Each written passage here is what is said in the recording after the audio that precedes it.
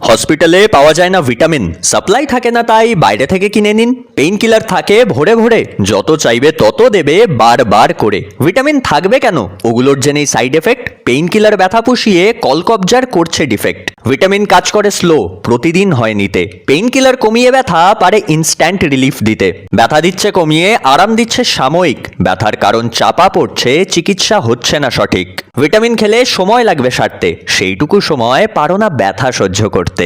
তাই ব্যথার ওষুধ ভরে ভরে দিয়ে ভগবান হয়ে ডাক্তার যাচ্ছে পুরো ক্রেডিট নিয়ে। ক্ষতি হচ্ছে তোমার, কিডনি যাচ্ছে গোল্লায়। সমস্যার ওজন মাপা দায়, চিকিৎসার দাড়ি পাল্লায়। ডিপেন্ডেন্সি আসছে, ছেড়ে দিলে ব্যথা যাচ্ছে বেড়ে। মুখ হাত পা ফুলে শান্তি নিচ্ছে কেড়ে। পেটের সমস্যা, হরমোনাল প্রবলেম, কনস্টিপেশন জ্বালাচ্ছে, পেইন কিলারকেই তাই করব ব্লেম। অল্প খেলে মেনে সেইটা নিলাম, কিন্তু ব্যথা হলেই পেইন কিলার ভরে দিলাম। এ কেমন তোমাদের চয়েস, এ কেমন চিকিৎসা? রোগের কারণ না জেনেই পেইন কিলারে করা ভরসা। যারা অনেকদিন ধরে খেয়ে চলেছ পেইন কিলার, এক্ষুনি বন্ধ করো, এটুকুই আজ আমার বলার। সচেতন হও, সচেতনতা বাড়াও, মানুষের স্বার্থে মানুষের কাছে পৌঁছে দাও।